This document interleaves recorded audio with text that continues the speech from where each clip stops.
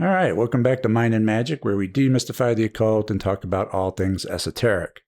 So I've been getting in a lot of things lately, which is not what I want to talk about. But because of that, I've had to purchase some more silk handkerchiefs to wrap them in, which is what I want to discuss. Because it reminded me that I don't think I've talked about this topic before. It's one of those things that may have slipped by me where I just assumed everybody knew about it. But I don't like to make assumptions, so I'm just going to go over it now. Your important magical items and tools, such as your elemental tools from the outer grades, they should be protected by wrapping them in silk.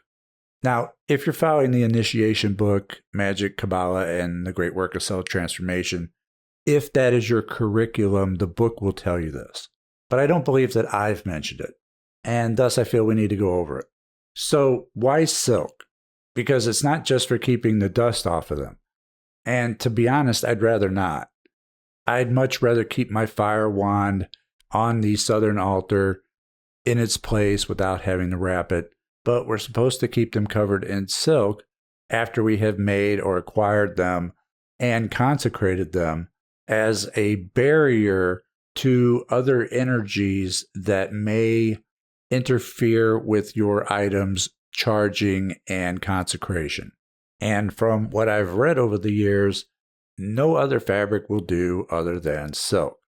Real silk does not allow other energies or spirits to mess with your items. Now, perhaps lead could do the same job because lead is so dense that not even radiation can pass through it, but it's also incredibly heavy and toxic, and from a storage standpoint, impractical, which leaves us with silk. So, which items do you need to wrap in silk? Well, that is completely up for debate.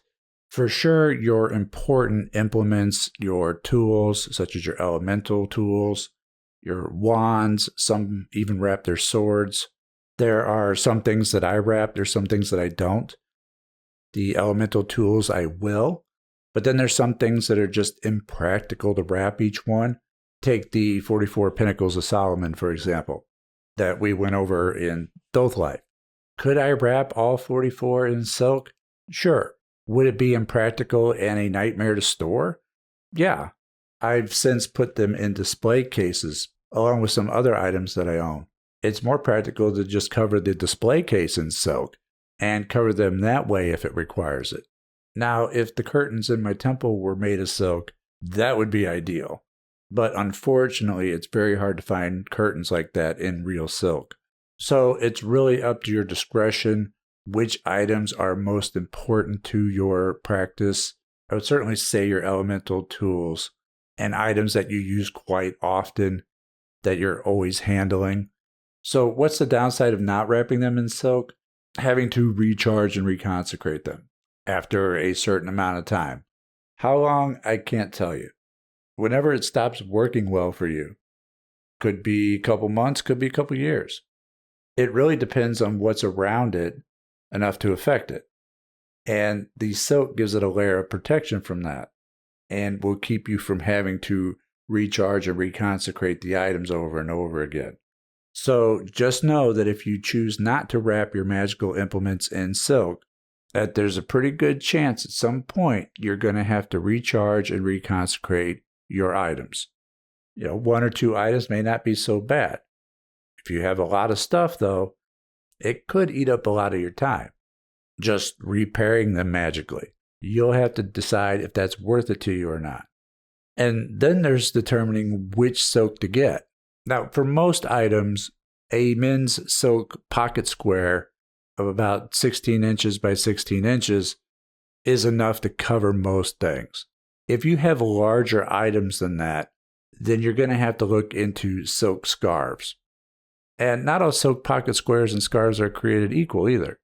A lot of them are really, really thin. You can get a really super thin pocket square for like $8 to $10.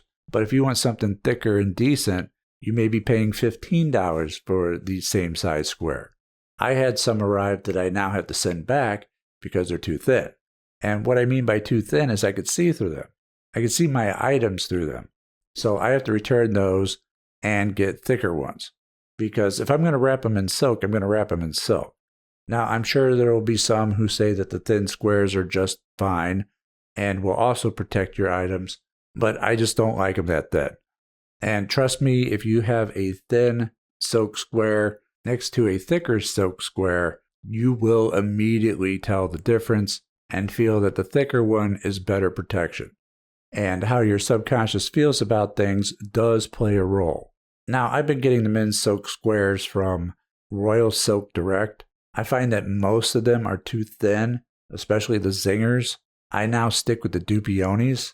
Those are the thicker, better quality ones. Okay, so again, this is something that magicians take for granted, but we rarely think about it, so nobody ever talks about it. And because I've been getting a lot of stuff in and have to deal with it, it also made me think of it. And I don't think I have talked about it before, so I thought I would. And that's about it. Oh, I'm on Instagram now. Well, I've been, but I never really posted anything. But I have posted some things. You can check out the display cases that I was talking about on there over at instagram.com/Frater Xavier. And that will do it. So leave a like and share it if it helped you out. And I will see you next time. Take care. Next, the magician has a classic trick using this red silk handkerchief. Note that there's nothing in his hand. The magician takes the handkerchief and, if you'll pardon the expression, stuffs it into the top of his closed fist. Now watch. When he pulls the red handkerchief out of the bottom, it's yellow.